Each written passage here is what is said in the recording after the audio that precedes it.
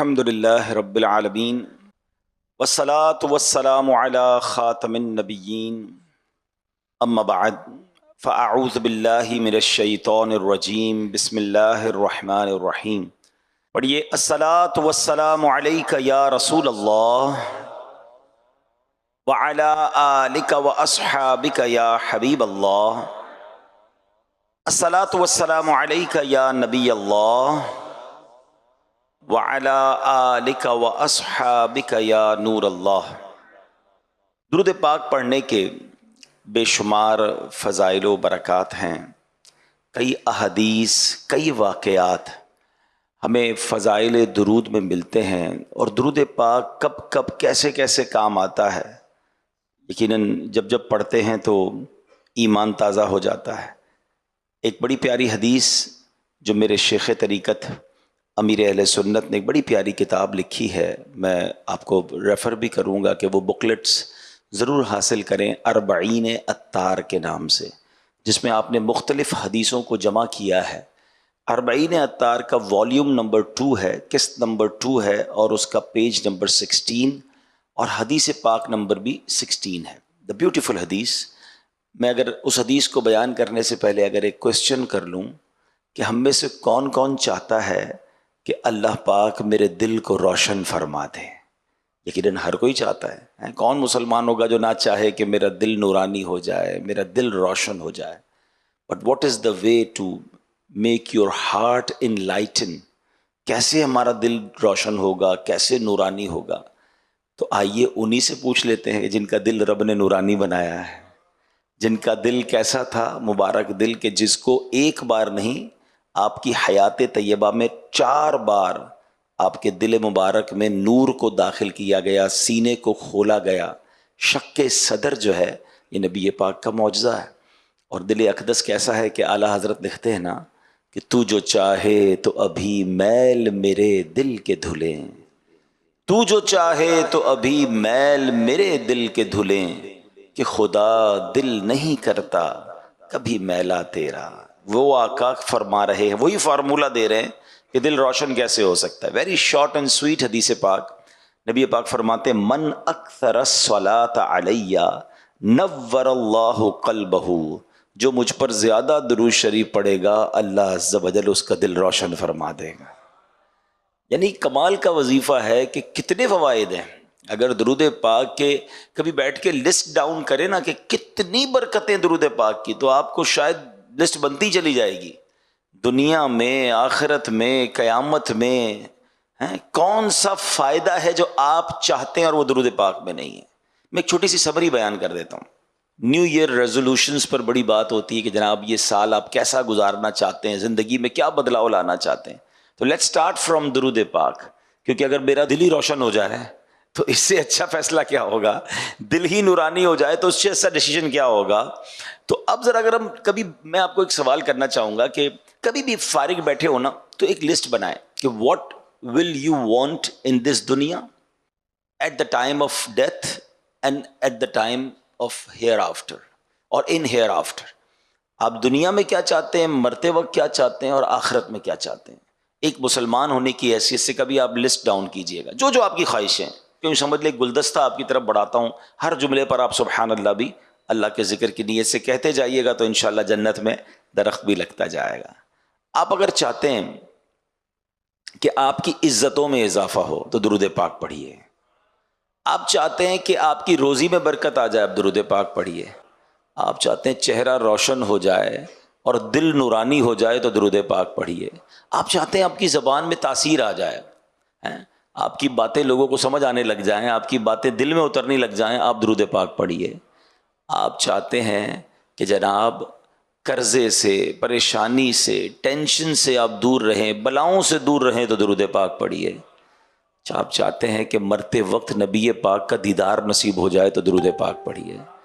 آپ چاہتے ہیں کہ ایسے قبر میں جاؤں جیسے نبی پاک اپنے ہاتھوں سے قبر میں اتار رہے ہیں تو درود پاک پڑھیے۔ آپ چاہتے ہیں قیامت تک میری قبر میں نور مصطفیٰ جگمگاتا رہے تو درود پاک پڑھیے۔ اچھا، آپ چاہتے ہیں کہ محشر کے دن نبی پاک کے پرچم تلے اٹھنا نصیب ہو تو درود پاک پڑھیے۔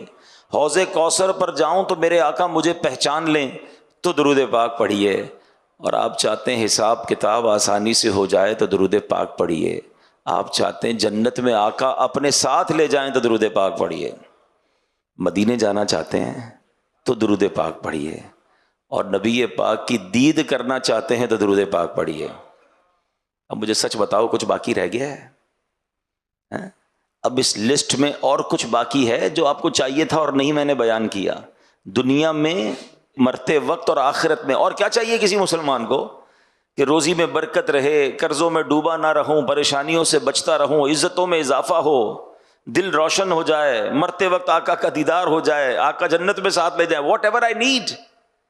میں نے جتنی باتیں بیان کی ہیں، اگر کچھ لوگوں کا مطالعہ ہوگا تو شاید انہیں ہر جملے پر کوئی روایت یاد آ رہی ہوگی، کہ ساری باتیں کم و بیش حدیثوں میں اور روایتوں میں صراحتاً موجود ہیں۔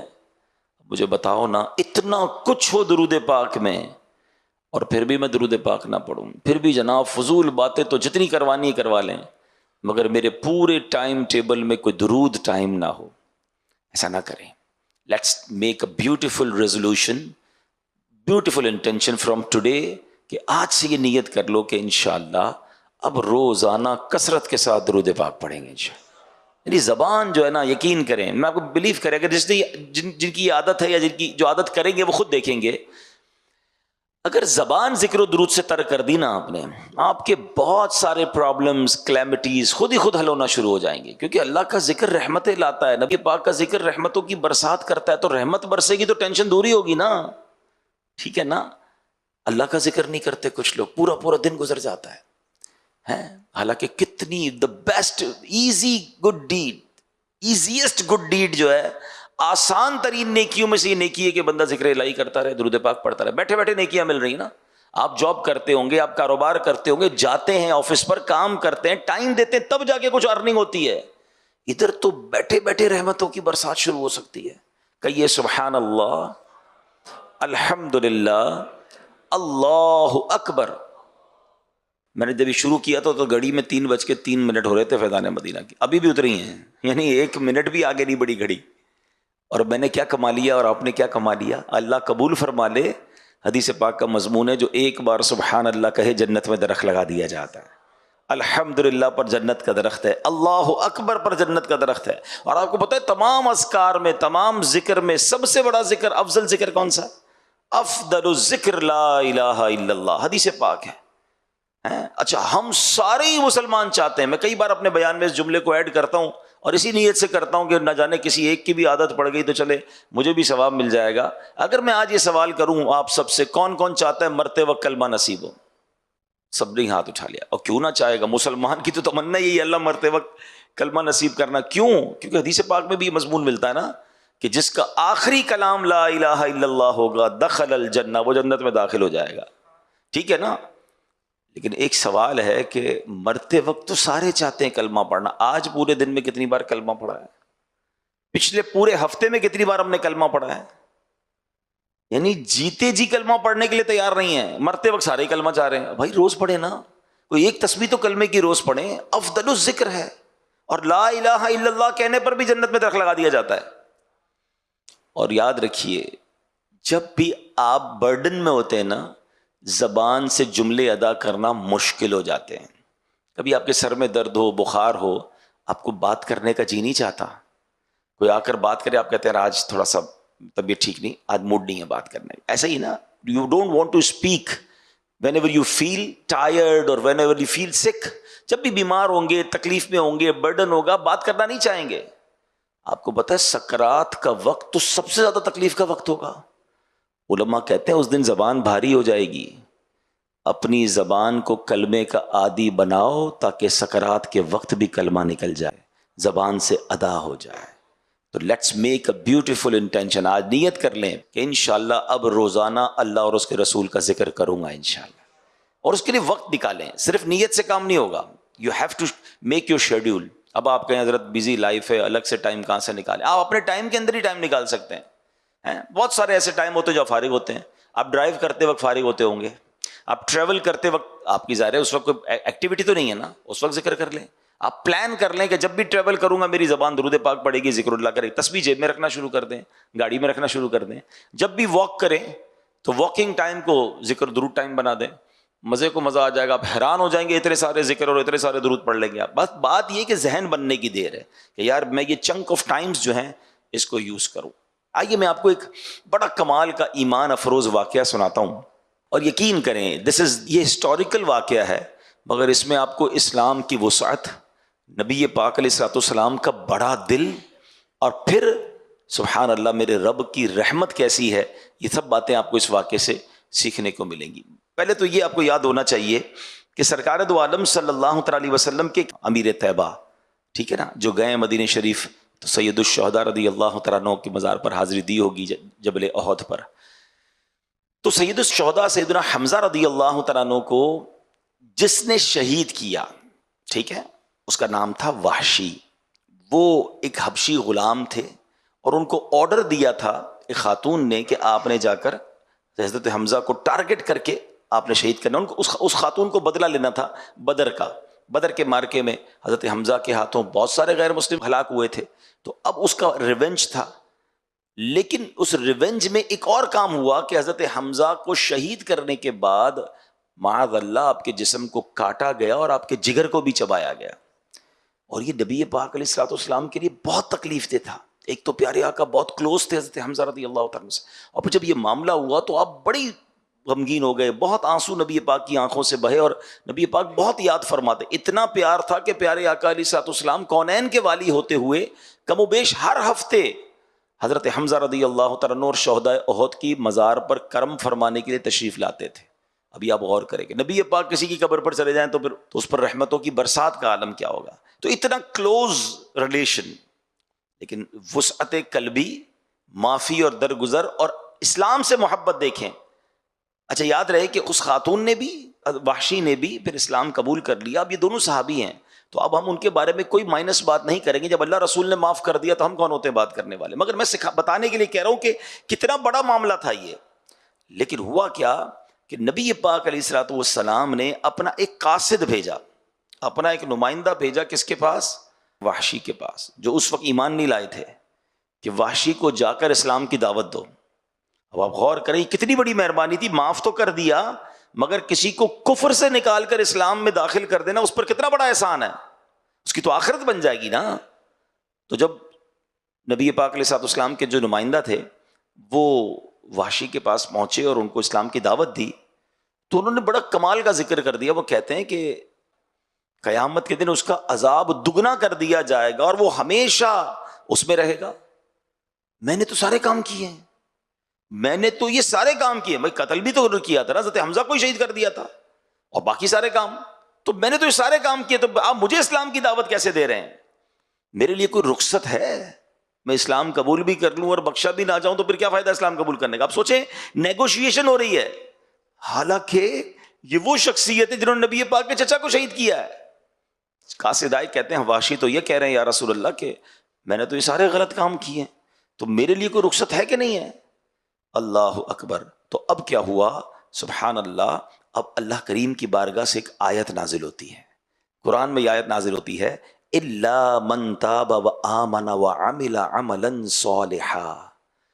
ترجمہ کنز ایمان، مگر جو توبہ کرے اور ایمان لائے اور اچھا کام کرے. یعنی توبہ کر لے، ایمان لے آئے اور اچھے کام کرے، اب اس کے لیے گنجائش بن جائے گی، اس کی مغفرت ہو جائے گی. یہ قاصد گیا واپس اگین میسنجر وحشی کے پاس کہ تمہارے لیے آیت آ گئی ہے اور دیکھو یہ ریلیف ملا ہے. وحشی کہتے ہیں ہو سکتا ہے میں ان چیزوں پہ عمل نہ کر سکوں، میں نیک عمل نہ کر سکوں، میں پراپر توبہ نہ کر سکوں، ایمان تو لے آؤں گا، تو اس میں گارنٹی تو نہیں ہے، کوئی اور رخصت ہے؟ آپ غور کریں کہ اللہ کریم کی رحمت کا عالم کیا ہے اور نبی پاک کی وسعت قلبی کا عالم کیا ہے. پھر قاصد واپس آیا، کہتے ہیں وحشی کہتا ہے مجھے امید ہے کہ نہ کر سکوں اگر میں ان تمام باتوں پر عمل، تو پھر کیا ہوگا میرا؟ ایک اور قرآن کی آیت نازل ہوئی. ہائے ہائے، اللہ کی رحمت تو دیکھیں. قرآن میں رب ارشاد فرماتا ہے ان اللہ لا یغفر ان یشرک بہ ویغفر ما دون ذلک لمن یشاء. اب کیا اس آیت میں حکم ہوتا ہے؟ اللہ فرماتا ہے بے شک اللہ اسے نہیں بخشتا کہ اس کے ساتھ کفر کیا جائے، اور کفر سے نیچے جو کچھ ہے جسے چاہے معاف فرما دیتا ہے. یعنی کفر کے بعد تو آلموسٹ سب معاف ہو گیا نا. وہ واپس گئے وحشی کے پاس، مبارک ہو دوسری آیت آ گئی ہے، اب تمہارے لیے اور ریلیف آ گیا ہے. واشی کہتا ہے اس پہ بھی اللہ نے یہ فرمایا نا اللہ جسے چاہے معاف کرے، ہو سکتا ہے مجھے معاف نہ کرے. لک ایٹ دا وے، اس میں تو اللہ نے یہ فرمایا نا اللہ جسے چاہے معاف کر دے. مجھے معاف نہ کیا تو مجھے تو گارنٹی چاہیے، کوئی رخصت ہے میرے لیے؟ اللہ اکبر. پھر قاصد آتا ہے، کہتا حضور واشی تو یہ کہہ رہے ہیں.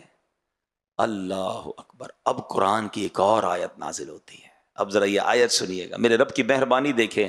اللہ فرماتے کل یا عبادی الذین اسرفوا علی انفسہم لا تقنطوا من رحمت اللہ ان اللہ یغفر الذنوب جمیعا انہ هو الغفور الرحیم.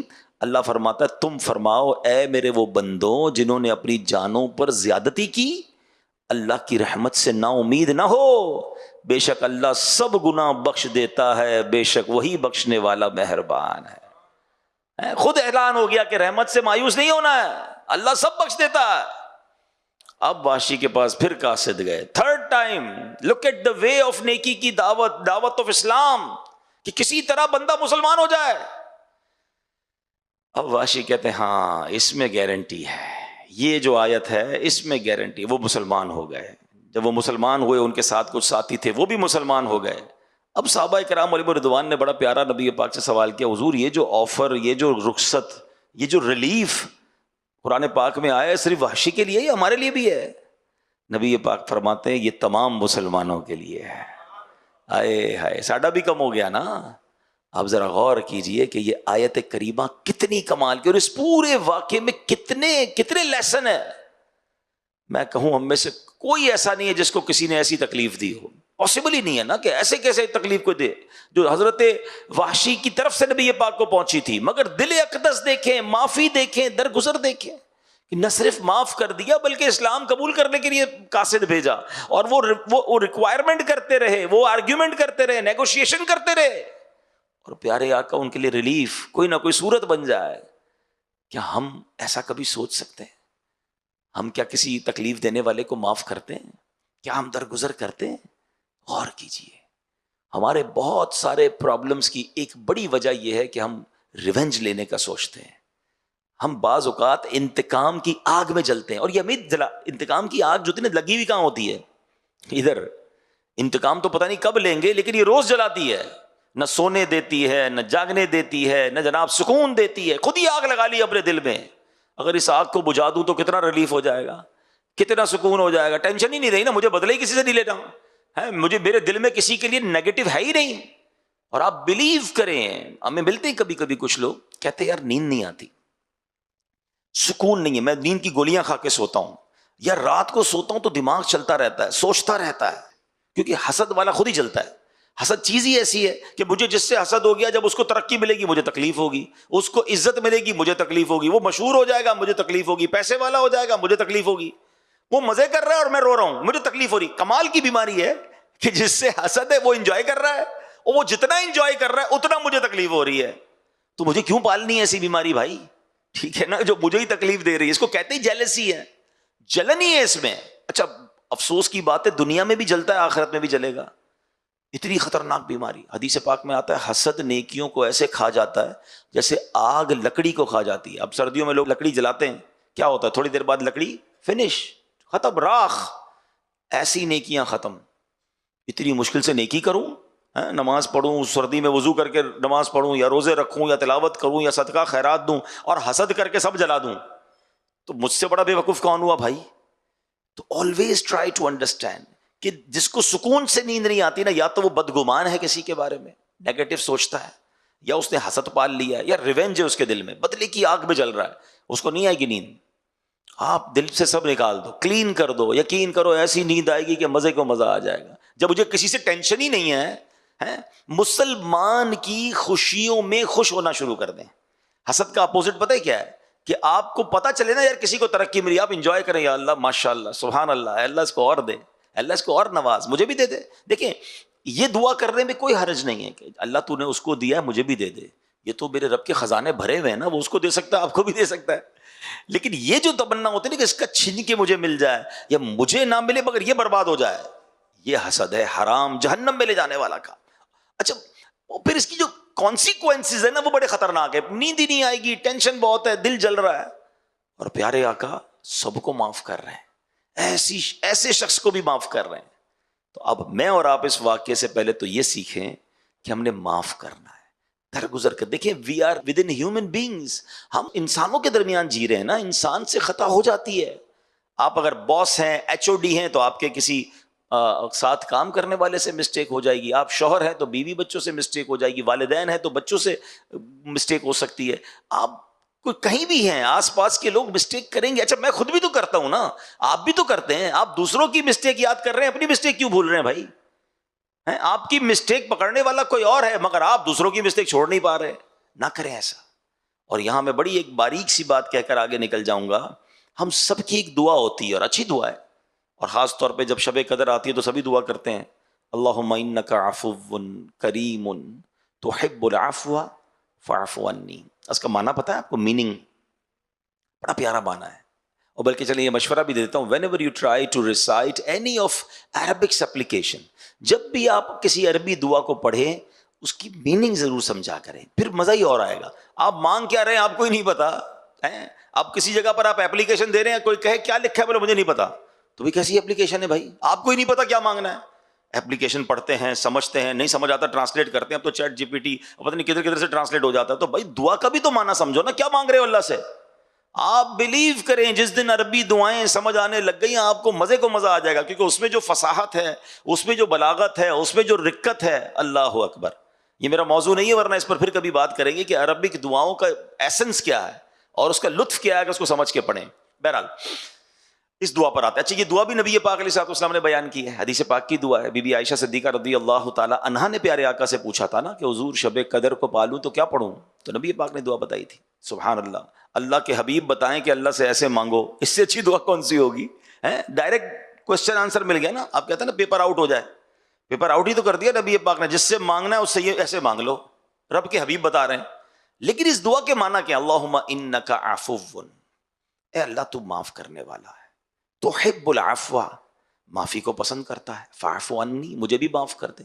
لک at the beautiful way to ask. مگر اب میں آپ سے ایک سوال کرنا چاہتا ہوں. میں اللہ سے تو یہ کہہ رہا ہوں اللہ تو معافی کو پسند کرتا ہے، مجھے معاف کر دے. میں نے بندوں کو معاف کر دیا ہے؟ ایک ایسی دعا ہے کہ میں کہوں یا اللہ تو مجھے معاف کر دے، میں تیرے بندے معاف نہیں کروں گا. کہ اس کے بچے کی جس دن شادی ہوگی نا، اس دن رنگ میں بھنگ ڈالوں گا، اس دن بدلا لوں گا، اس دن ذلت ذلیل کروں گا. جس دن اس کی پروموشن ہوگی نا، یا جس دن جناب اس کو کوئی ترقی ملے گی، میں اس دن اپنا جو ہے نا غصہ نکالوں گا. استغفر اللہ، استغفر اللہ. کتنا گندا ذہن ہے یار. کسی مسلمان کی خوشی خراب کرنی ہے آپ کو؟ خدا کے واسطے سوچیں، وہ رشتہ دار سوچیں کہ اللہ نے اس بھائی کے گھر میں خوشی دی، ارمانوں سے وہ خوشی کر رہا ہے، اور آپ اس نیت سے جا رہے ہو اس خوشی میں، یا نہیں جا رہے ہو اس خوشی میں کہ میں اس کی خوشی کو خراب کروں. ایسا نہ ہو تمہاری ساری خوشیاں خراب ہو جائیں. ایسا کبھی نہیں سوچنا چاہیے. تو سنیے کیسی دعا ہے، اے اللہ میرے سارے گناہ معاف کر دے، میں تیرے بندوں کو معاف نہیں کروں گا. یہ کیسی دعا ہے مجھے بتاؤ نا. مزہ کیا ہے کہ میں پہلے سب کو معاف کروں، جس نے بھی مجھے ستایا، تکلیف پہنچائی، اور پھر اللہ سے عرض کروں اے کریم تو سب سے بڑا معاف کرنے والا ہے، میں تو بندہ ہوں نا، میں نے بندہ ہو کر تیرے سارے بندوں کو معاف کر دیا، اب اے کریم تو بھی مجھے معاف کر دے. پھر دل سے نکلے گی نا، پھر اس کا لطف بھی اور ہوگا. تو اپنے دلوں کو صاف کیجیے. دس از دا سیکنڈ ریزولوشن.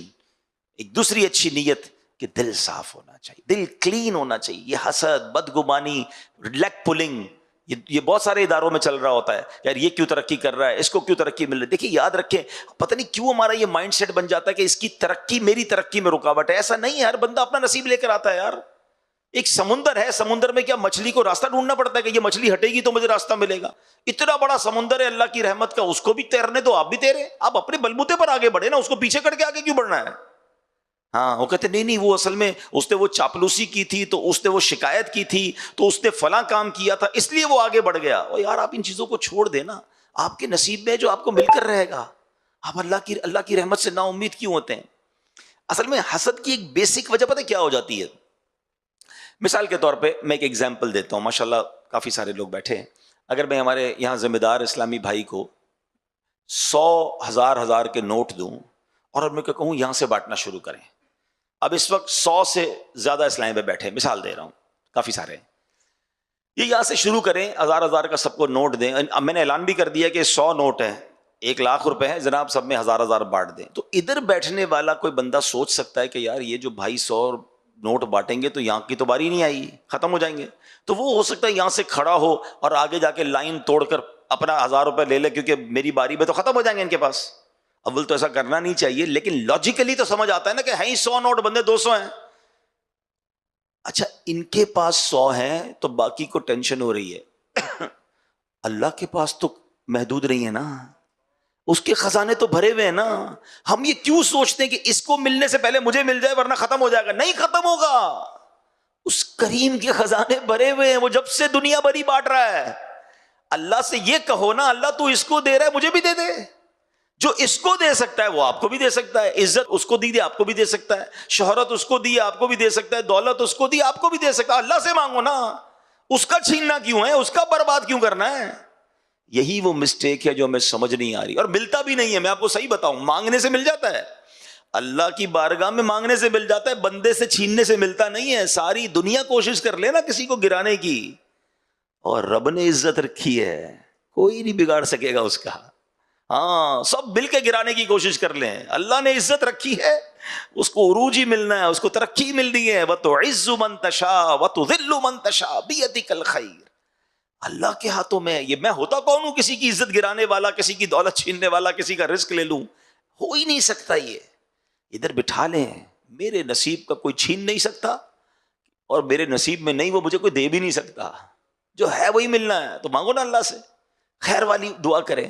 تو یہ خوبصورت واقعہ جو حضرت وحشی کے ایمان لانے کا واقعہ لیسن ہے. جگر بڑا، دل بڑا. میرا موضوع نہیں ہے لیکن چلیں ذکر کر دیتا ہوں کہ خواجہ خواجگان خواجہ غریب نواز بھی، ان کا ایک بڑا پیارا جملہ ہے کہ اللہ کے دوست کی 3 نشانیاں ہیں. اگر اللہ کا دوست بننا ہے نا 3 کام کر لیں. اور کہتے ہیں نا بڑے آدمی کے بڑے اقوال ہوتے ہیں، گولڈن ورڈز ہوتے ہیں. آپ نے ایک جملے میں گل مکا دی، بات ہی ختم کر دی. کہتے ہیں شفقت آفتاب جیسی، دل دریا جیسا، عاجزی زمین جیسی.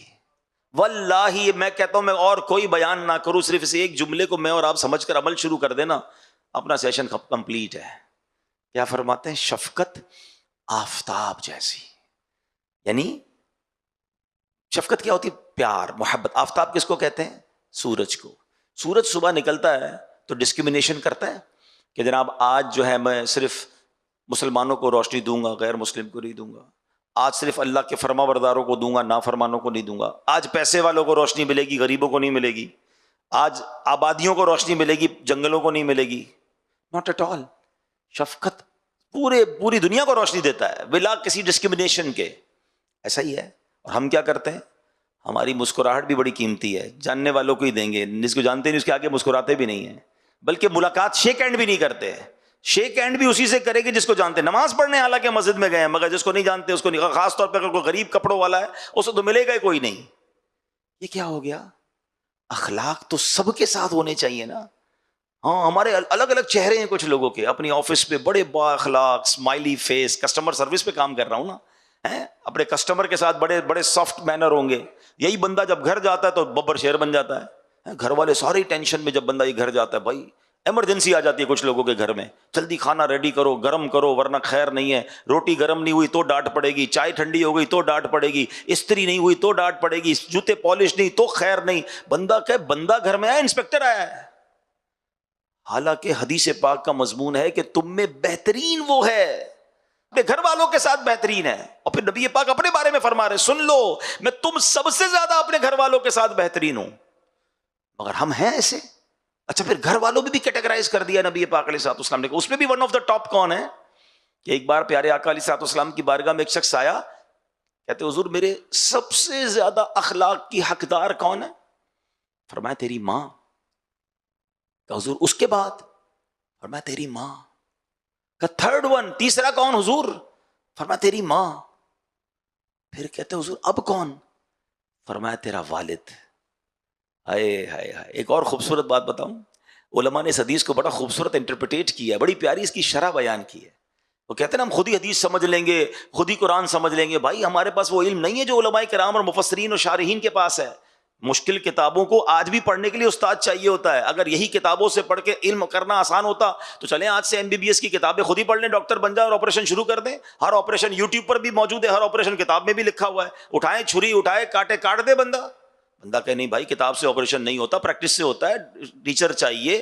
اس میں سب سمجھ آتی ہے کہ ہاں بھائی جب تک پریکٹس نہ ہو, ہاؤس جاب نہ ہو, بندہ علاج نہیں کر سکتا, وکالت نہیں کر سکتا, فلاں کام. علم کے بارے میں, دین کے بارے میں بندہ کہتا ہے علماء کی کیا ضرورت ہے. یہ سوشل میڈیا پہ یہ بھی تو شوشے چھوڑے جا رہے ہیں نا کہ بھائی کیا ضرورت ہے علماء کے پاس جانے کی, کتابیں ہیں نا, گوگل سے سرچ کرو, گوگل مفتی فتویٰ دے دے گا. اللہ کے بندو, مفتی گوگل ذرا سوچو تو صحیح, گوگل بنایا کس نے؟ یہ ساری ٹیکنالوجیز کیا مسلمانوں نے بنائی ہیں؟ تو کیا آپ کو نہیں لگتا کہ اس میں کچھ ایسا بھی ڈال دیا ہو جو اسلام کے خلاف ہو؟ آپ تو سرچ کریں گے اور عمل کر لیں گے. آج بھی معاذ اللہ ہم کام کر رہے ہیں دعوت اسلامی والے اس پر کہ آج بھی بدقسمتی سے اسلام لکھیں, قرآن لکھیں, دین لکھیں, سرکار علیہ السلام کا نام لکھیں, ٹاپ پر بدعقیدوں کی باتیں آ جاتی ہیں, غیر مسلموں کی باتیں آ جاتی ہیں, معاذ اللہ قادیانیوں کی باتیں آ جاتی ہیں. دعوت اسلامی اس کو کاؤنٹر کر رہی ہے, ہمارا IT ڈپارٹمنٹ پورا اس پر کام کر رہا ہے. مگر یہ سوچنے کی بات ہے نا کہ دین جو ہے وہ کیسے بغیر علماء کے اور بغیر ایکسپرٹ سے میں سمجھوں گا. اب صرف اس حدیث پر اگر میں بات کروں, ایک عام نوجوان پڑھے کہ یار پھر تو والد کی کوئی فکر ہی نہیں کرنی, ماں 3 بار نبی پاک نے فرمایا بس میں جانوں میری ماں جانے, ابا گیا فارغ, اپنی طرف سے فیصلے نہیں کرنے. اب علماء نے اس کو انٹرپریٹ کیا, سنیے گا. علماء فرماتے ہیں نبی پاک کا ہر لفظ جو ہے نا وہ اہمیت کا حامل ہے. پیارے آقا کی زبان سے نکلا ہے نا, وہاں سے کوئی فضول بات کا تو تصور ہی نہیں ہے نا. وہ دہن جس کی ہر بات وحی خدا, چشمہ علم و حکمت پہ لاکھوں سلام. 3 بار ماں کیوں کہا اور 1 بار والد کیوں کہا؟ دیر از اے لاجک بیہائنڈ دس. اور کیا خوبصورت لاجک بیان کی علماء نے. کہتے ہیں ماں 3 احسان کرتی ہے بچے پر, بڑے احسان. ویسے تو ساری زندگی ماں کے احسان ہوتے ہیں. ماں 9 مہینے پیٹ میں بچے کو پالتی ہے, ٹھیک ہے. پھر وہ ماں جو ولادت کے وقت, ڈیلیوری کے وقت جو اسے تکلیف ہوتی ہے وہ انبیئربل ہوتی ہے, اور اس میں کئی مائیں موت کی آگوش میں چلی جاتی ہیں, موت کو ٹچ کر کے واپس آتی ہے ماں بچے کے لیے. اور تیسرا پھر ماں اس کی پرورش کرتی ہے, ٹھیک ہے. فرمایا یہ تو ہو گئی ماں کے 3 احسان. ان تینوں کیٹیگریز میں والد ایک احسان کرتا ہے کہ بچے کی پرورش کرتا ہے. والد تو پیٹ میں بچے کو نہیں پالتا نا, ولادت کی تکلیف والد کو نہیں ہوتی ہے. تو اس لیے 3 بار ماں فرمایا اور 1 بار والد. ہر لفظ کے پیچھے حکمت ہے. اور پھر علماء نے اس کو سمرائز کیا کہ اب کرنا کیا ہے ماں باپ کے ساتھ. فرمایا خدمت ماں کی زیادہ کرنی ہے, عزت والد کی زیادہ کرنی ہے, کیونکہ وہ والدہ کا بھی شوہر ہے نا.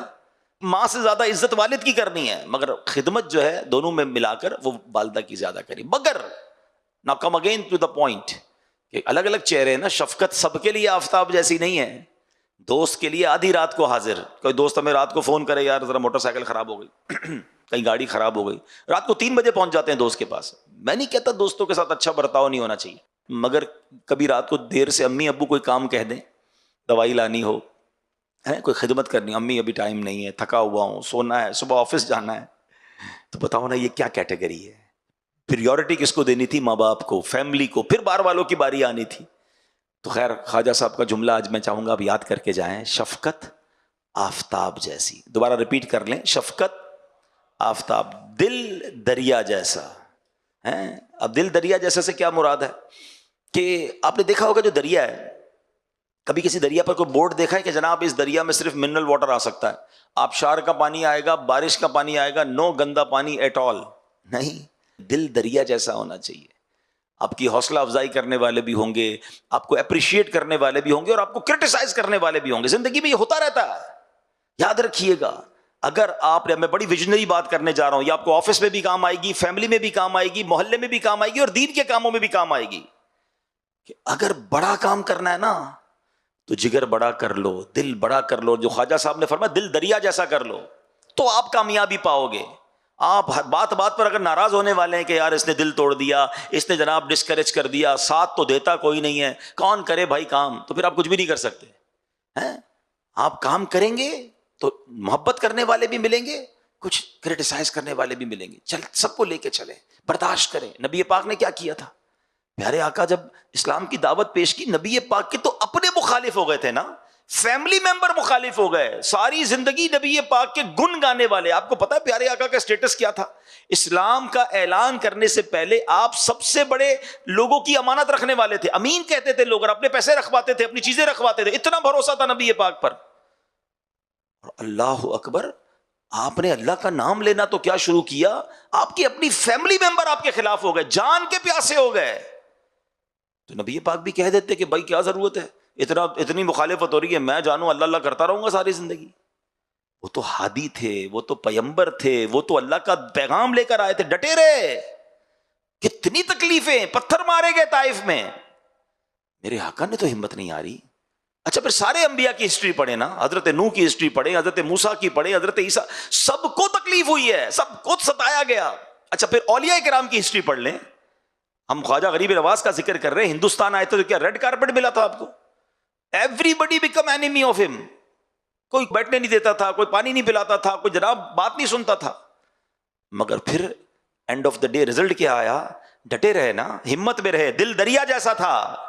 90 لاکھ کم و بیش غیر مسلموں نے خواجہ کے ہاتھ پر اسلام قبول کر دیا.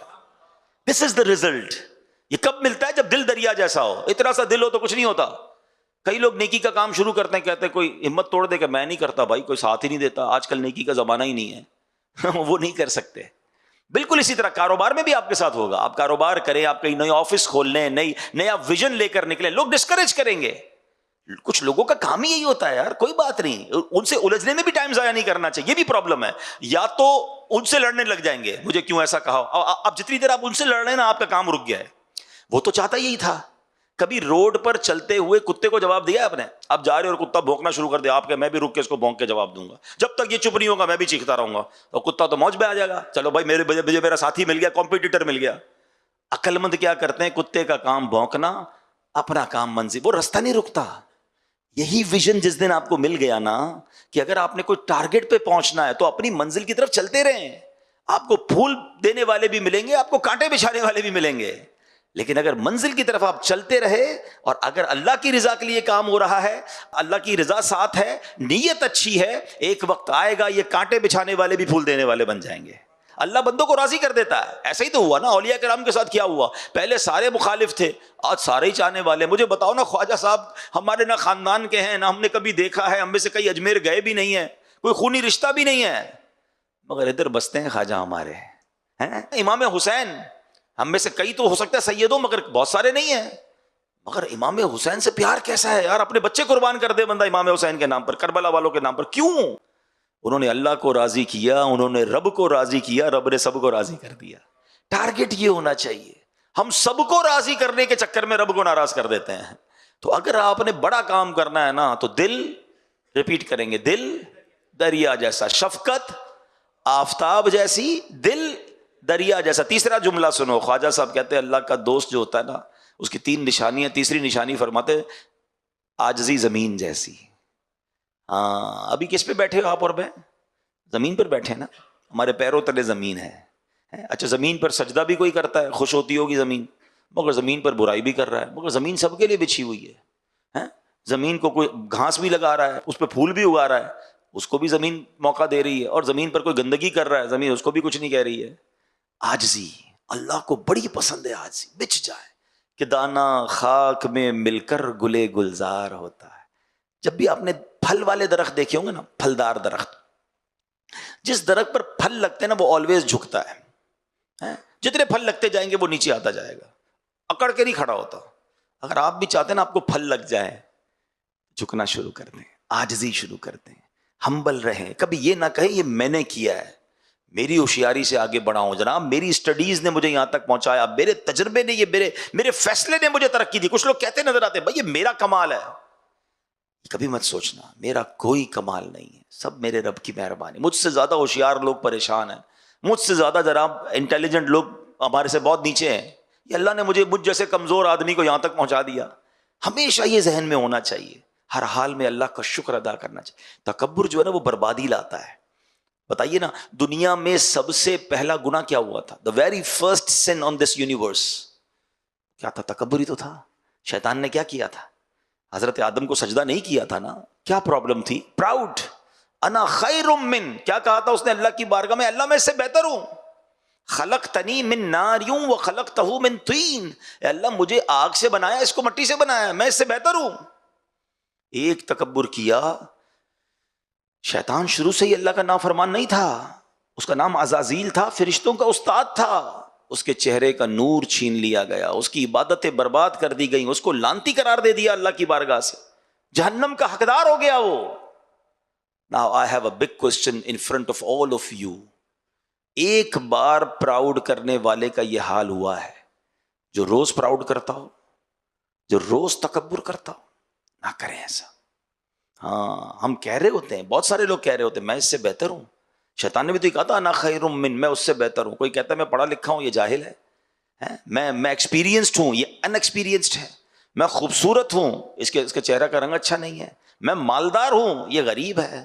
میں طاقتور ہوں، یہ کمزور ہے۔ میری بات سنی جاتی ہے، میرے ہاتھ میں اقتدار ہے، میرے ہاتھ میں ڈیسیشنز ہیں، اس کی کیا حیثیت ہے؟ یہ کیا ہے؟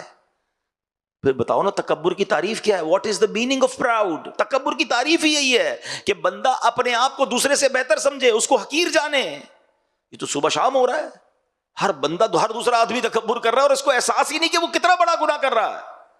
یہ کبیرہ گناہوں میں سے، بڑے بڑے گناہوں میں سے یہ گناہ اتنا سخت ناپسند ہے اللہ کریم کو۔ وہ حدیث پاک آپ سب کو تقریباً یاد ہوگی، بچپن سے سن رہے ہیں۔ جس کے دل میں رائی کے دانے کے برابر تکبر ہوگا وہ جنت میں نہیں جائے گا۔ What is the meaning of رائی کا دانا؟ اتنا ہوتا ہے سیڈ، دل میں اتنا تکبر ہوگا وہ جنت میں نہیں جائے گا۔ جس کا پورا دل ہی تکبر سے بھرا ہوا ہے اس کا کیا ہوگا؟ نہیں، ہمیں تکبر کو تو قریب بھی نہیں آنے دینا۔ عاجزی، انکساری، سب کے ساتھ محبت، پیار۔ پھر ریپیٹ کر لیتے ہیں خواجہ صاحب کے 3 فرمان: شفقت آفتاب جیسی، دل دریا جیسا، اور عاجزی زمین۔ یہ یاد کر لو، آج آپ سمجھ لو یہ آج آپ کا ٹریننگ سیشن ہے، اور اس کو ریپیٹ کرتے رہیے گا۔ جیسے جیسے ریپیٹ کریں گے اور اس پر عمل کرتے جائیں گے نا، you will feel change in your life. اب میں واپس آتا ہوں، اللہ کی رحمت کی بات ہو رہی تھی۔ حضرت وحشی کا ہم نے واقعہ سنا۔ خدا کی قسم اللہ کی رحمت ایسی ہے کہ بندہ سنے اور سنتا چلا جائے، اور بعض اوقات تو عقل حیران ہو جاتی ہے کہ اللہ کریم کس قدر مہربان ہے۔ اب اس میں بزرگ جو ہو جاتے ہیں نا، جو لوگ عمر زیادہ ہو جاتی ہے، بال سفید ہو جاتے ہیں، ان سے کتنا پیار فرماتا ہے۔ ایک بار حضرت عمر فاروق رضی اللہ عنہ سے مروی ہے، آپ حسن اخلاق کے پیکر نبیوں کے سرور صلی اللہ علیہ وسلم کی خدمت اقدس میں حاضر ہوئے، تو آپ علیہ الصلوۃ والسلام کو روتا ہوا دیکھ کر حضرت عمر فاروق نے دیکھا کہ نبی پاک آنسو بہا رہے ہیں، تو عرض کی حضور آپ کیوں رو رہے ہیں، آپ کیوں آنسو بہا رہے ہیں؟ تو آپ علیہ الصلوۃ والسلام نے جواب دیا، میرے پاس جبرائیل آئے، انہوں نے کہا مجھے کہ اللہ عز و جل کو حیا آتی ہے کہ وہ کسی ایسے شخص کو عذاب دے جو اسلام میں بوڑھا ہوا ہو، پھر اسلام میں بوڑھے ہونے والے کو حیا کیوں نہیں آتی کہ وہ اللہ عز و جل کی نافرمانی کرتا ہے؟ اللہ اکبر۔ اللہ فرماتے مجھے حیا آتی ہے میں ایسے بندے کو عذاب دوں کہ جو اسلام میں بوڑھا ہوا ہے۔ اب جو بوڑھا ہو کر بھی اللہ کی نافرمانی کر رہا ہے، پھر سوچیے نبی پاک فرماتے اس کو حیا کیوں نہیں آتی؟ تو کاش یہ بات بھی سمجھ آئے کہ رب ہم سے کتنا پیار فرماتا ہے، کتنی مہربانیاں ہم پر، اس کی رحمت ہمیں بخشنا ہی چاہتی ہے۔ یقین کریں، دیکھیں نا جو میں نے آپ کو آیت بیان کی کہ اللہ کی رحمت سے مایوس نہیں ہونا، اللہ بخشنے والا مہربان ہے، مگر ہم ہیں جو اللہ سے دور ہو جاتے ہیں، ہم ہیں جو توبہ نہیں کرتے۔ اللہ کی رحمت تو پکار رہی ہے کہ اے میرے بندے آ جاؤ۔ ایک بار نبی پاک علیہ الصلوۃ والسلام نے بڑا کمال کا ارشاد فرمایا۔ یہ جو ہماری دنیا میں رحم دلی ہے، محبتیں ہیں، پیار ہے، جانور کی ماں بھی اپنے بچے سے پیار کرتی ہے، انسان کی ماں باپ بھی اپنے بچے سے پیار کرتے ہیں، سب پتہ ہے کیا ہے؟ سنیے گا۔ اللہ کے حبیب علیہ الصلوۃ والسلام فرماتے ہیں اللہ عز و جل نے زمین و آسمان کی تخلیق کے دن 100 رحمتیں پیدا فرمائیں۔ اللہ نے اپنی 100 رحمتیں پیدا فرمائیں، ہر رحمت زمین و آسمان کے درمیان تہ در تہ کر کے رکھ دی گئی ہے۔ ان میں سے ایک رحمت زمین پر نازل ہوئی، اسی سے والدہ اپنی اولاد پر، وحشی درندے اور پرندے ایک دوسرے پر مہربان ہوتے ہیں، یہاں تک کہ گھوڑا اپنا پاؤں اپنے بچے سے دور کر لیتا ہے کہ کہیں سے چوٹ نہ لگ جائے۔ جتنی جانوروں میں مہربانیاں ہیں نا، رحم دلی ہے، ماں باپ میں رحم دلی ہے، دنیا میں جتنی رحم دلی ہے، آقا فرماتے ہیں اللہ کی ایک رحمت جو اس نے دنیا میں اتاری ہے نا، یہ سب اس کا مظہر ہے، یہ اس کی وجہ سے آپ دیکھ رہے ہیں۔ نبی پاک فرماتے ہیں جب قیامت کا دن ہوگا، اللہ کریم اس رحمت کو دوسری 99 رحمتوں کے ساتھ ملا کر مکمل 100 فرما دے گا اور بروز قیامت اپنے بندوں پر رحم فرمائے گا. ایک رحمت کا یہ عالم ہے، تو جب 100 رحمتیں قیامت کے دن رب کی ہوں گی تو سوچئے پھر بندوں پر مہربانی کا عالم کیا ہوگا. بڑا کریم، بڑا مہربان. ایک بار نبی پاک علیہ الصلوۃ والسلام نے آپ کے پاس کچھ قیدی لائے گئے، صحابہ کرام بھی ساتھ تھے. تو ایک عورت کو اس کا بچہ تھوڑا بچھڑ گیا تھا، اسے دور دوڑتے ہوئے اپنے بچے کو اس نے چمٹایا اور خوب چوما، پھر اسے دودھ پلانے لگی. ماں ہوتی ہے نا. تو نبی پاک علیہ الصلوۃ والسلام نے صحابہ سے فرمایا کہ بتاؤ یہ عورت اپنے بچے کو جہنم میں ڈال دے گی؟ تو صحابہ کہتے ہیں یا رسول اللہ ہرگز نہیں، اللہ کی قسم کبھی نہیں. اتنا پیار کرنے والی ماں کیسے بچے کو جہنم میں ڈالے گی؟ تو سرکار دو عالم علیہ الصلوۃ والسلام نے فرمایا اللہ عز و جل اپنے بندوں پر اس سے کہیں زیادہ رحم و کرم کرتا ہے جتنی یہ عورت اپنے بچے پر مہربان ہے. ایسا مہربان ہے میرا مولا. تو پھر اللہ سے محبت نہ کی جائے، اللہ کا قرب حاصل نہ کیا جائے، اسے راضی نہ کیا جائے. کیسے ہیں ہم کہ اللہ ہی کو ناراض کر دیتے ہیں. اللہ کہ وہ ہم پر اتنا مہربان. میری ماں کے دل میں محبت ڈالنے والا میرا رب ہے. میرے والد کے دل میں شفقت ڈالنے والا کون ہے؟ میرا رب ہے، اس نے ڈالا ہے. میں آپ کو مزے کی بات بتاؤں، آپ میں سے جو والدین بن گئے نا وہ میری بات جلدی سمجھ جائیں گے. جو بچہ پیدا ہوتا ہے نا، جب میں بھی پیدا ہوا ہوں گا، آپ بھی پیدا ہوئے ہوں گے، وہ بڑا فرجائل ہوتا ہے، بالکل کمزور لاغر ہے. اس کی الگ الگ خوراکیں ہیں، اس کو جناب بہت جلدی بیماری لگ جاتی ہے، اس پر بہت اس کی ٹیک کیئر کرنی پڑتی ہے. جیسے جیسے بڑا ہوتا جاتا ہے پھر زندگی کے اور معاملات چینج ہوتے چلے جاتے ہیں. بچے کے پیدا ہوتے ہی بچے کو 2 بڑے کمال کے خادم چاہیے. ہاں، ایک 24 گھنٹے کا خادم چاہیے جو اس کی گندگی بھی صاف کرے، اس کی مالش بھی کرے، اس کو ہلکی پھلکی خوراک بھی پہنچائے اور اس کے ہر رونے پر جاگ جائے، ہر تکلیف پر بے قرار ہو جائے. ایک خادم تو ایسا چاہیے اس کو. دوسرا خادم وہ چاہیے یا دوسرا سپورٹر وہ چاہیے جو اس کی ہر چیز پر خرچ کرے، جو اس کو ضرورت ہے اس پہ خرچ کرے. ڈاکٹر کے پاس لے جانا، انجیکشن لگانا، جو بھی اس کو فیڈ چاہیے اس کے لیے خرچ کرے. کپڑے چاہیے، بے لباس پیدا ہوا ہے نا. میں پیدا ہوا تھا، مجھے کون سنبھالتا ہے؟ میرے رب نے میرے ماں باپ کے دل میں وہ شفقت اور مہربانی ڈالی کہ ماں بن گئی میری خادمہ. کیسی خادمہ ہوتی ہے؟ کبھی سوچا ہے اپنے ماں کو؟ مالش کر رہی ہے، کبھی تیل لگا رہی ہے. اچھا کمال یہ ہر کام پیار سے کر رہی ہے. پیسے دے کر کسی سے بھی کام کروا لیں، وہ دل سے نہیں کر رہا تو اس کو اچھا بھی نہیں لگ رہا تو میں کسی کی گندگی کیوں صاف کروں؟ 2 لاکھ روپے کا بھی خادم رکھ لیں مگر گندگی صاف کرتے اس کو برا لگے گا. مگر ماں گندگی دیکھ کر بھی بچے کو چوم رہی ہے اور پھر بھی صاف کر رہی ہے، مسکرا کر بچے سے باتیں کر رہی ہے. اس کے رونے پر ماں کو پتہ چل جاتا ہے پیٹ میں درد ہے یا بھوک لگی ہے، اپنا دودھ پلاتی ہے. یہ اللہ نے کیسا ہمارے ساتھ مہربانی کی. اگر ماں باپ چھوڑ دیتے ہم کو پیدا کر کے، ہم تو سسک کے مر جاتے. سردیاں ہیں تو ماں گرمی پہنچا رہی ہے، گرمی ہے تو ماں ٹھنڈک پہنچا رہی ہے، خود سردی برداشت کر رہی ہے، ہمیں گرمی دے. کمال کی خاتمہ ملی بھائی، دن رات خدمت کی. جب تک میں بولنے نہ سیکھا، جب تک چلنے نہ سیکھا، بلکہ ماں تو زندگی بھر خدمت کرتی رہی. پھر اللہ نے والد کے دل میں کیا کمال کا جذبہ ڈالا کہ آدھی رات کو پیسے چاہیے مجھے ڈاکٹر کے پاس لے جانے کے لیے، مجھے انجیکشن لگانے کے لیے، مجھے پرابلم ہو جائے، والد اپنی جیب کاٹتا ہے، بچے کا علاج کراتا ہے. بچے کو دودھ چاہیے، بچے کو فیڈر چاہیے، بچے کو علاج چاہیے، بچے کو آگے جا کے بسکٹ چاہیے، واٹ ایور ہی نیڈ. شاید والد نے اپنی کئی خواہشات کو ماری ہوں گی مگر بچے پر کبھی احسان نہیں جتایا. ہے کوئی آپ میں سے ایسا جس میں سے ہمارے ابو نے ہمیں کہا کہ بیٹا تجھے پتا ہے بچپن میں کتنا کھلایا تھا، تیرے کپڑوں کا انتظام میں نے کیا؟ وہ احسان بھی نہیں جتاتا، خوشی خوشی کر رہا ہوتا ہے اور پھر دعا بھی کرتا ہے اللہ میرے بچوں کی خیر فرما. اللہ اکبر، یہ کیا ہے؟ کبھی سوچا اپنے خرچ بھی کر کے دعائیں ہمارے لیے کر رہا ہے. دن رات فکر ہے. دنیا میں باپ وہ رشتہ ہے، یاد رکھیے گا. ہاں، دنیا میں بہت کم ایسے لوگ ہوتے ہیں جو یہ سمجھیں کہ یہ بندہ مجھ سے آگے نکل جائے، مگر باپ وہ ہوتا ہے جو ہمیشہ یہ چاہتا ہے کہ میرا بیٹا مجھ سے آگے ترقی کرے، میرا بیٹا مجھ سے زیادہ عزت والا ہو. بلکہ کہتے ہیں نا کسی کو کاندھے پہ بٹھاؤ تو کیا تمنا ہوتی ہے، جدھر تک میں دیکھ رہا ہوں یہ کاندھے پر بیٹھنے والا مجھ سے بھی آگے دیکھے. یہ والد ہوتا ہے. مگر بدقسمتی ہے کہ جب یہ بوڑھا ہو جاتا ہے تو بچے اس کی قدر چھوڑ دیتے ہیں، اس کی بے عزتی کرتے ہیں، اسے تکلیف پہنچاتے ہیں. خدا کی قسم کبھی یہ مت کرنا. یہ میرے رب کی مہربانی ہے جو میں ایسی ہستیاں اس نے دی ہیں. آج دنیا میں کون کس کو پوچھتا ہے یار؟ کون کس کے لیے خرچ کرتا ہے؟ مگر کمال ہے یار. میں پیدا ہوا تو بے لباس تھا، میں پیدا ہوا تو کمزور تھا، میں پیدا ہوا تو کچھ نہیں کر سکتا تھا، مگر قدم قدم پر مجھ پر مہربانی کرنے کے لیے اللہ نے میری ماں اور میرے والد کے دل میں ایسی شفقت محبت ڈالی کہ ان کے لیے دنیا کا سب سے مین آدمی ہی میں تھا، حالانکہ میں کچھ نہیں تھا۔ اب یہاں لوگ ایسی باتیں بھی کرتے ہیں، بھائی بچے پر بعض اوقات ماں باپ اس لیے مہربانی کرتے ہیں کہ بچہ بڑا ہو کے کما کے دے گا، بھول ہے تمہاری۔ ارے معذور بچہ پیدا ہو جائے، ماں باپ اس کی بھی خدمت کرتے ہیں، بچے کے اندر کچھ بھی نہ ہو پھر بھی ماں باپ اس کو زندگی بھر سینے سے لگاتے ہیں۔ یہ بے لوث پیار ہے۔ مگر میں یہاں اللہ کی محبت بتا رہا ہوں کہ اللہ کی مہربانی اور رحمت دیکھیں، جس نے ایسے ماں باپ عطا کیے تو رب کی رحمت کا عالم کیا ہوگا۔ تو آج اب زندگی میں ایک بدلاؤ لائیے، ایک چینج لائیے، اور وہ چینج یہ ہونا چاہیے کہ ایک ہے زندگی میں عبادت کرنے کا جو ڈایا میٹر ہے نا، یا جو انداز ہے، وہ یہ ہے کہ یار نماز نہیں پڑھوں گا تو عذاب ہوگا، روزے نہیں رکھوں گا تو مار پڑے گی، جھوٹ بولوں گا تو جناب جہنم میں ڈال دیا جاؤں گا، اس لیے گناہ نہ کرنا یا اس لیے عبادت کرنا کہ سزا ملے گی۔ یہ ایک الگ طریقہ ہے۔ میں نہیں کہتا کہ یہ نہیں سوچنا چاہیے، بالکل سوچیں، لیکن اس سے اعلیٰ طریقہ پتہ ہے کیا ہے؟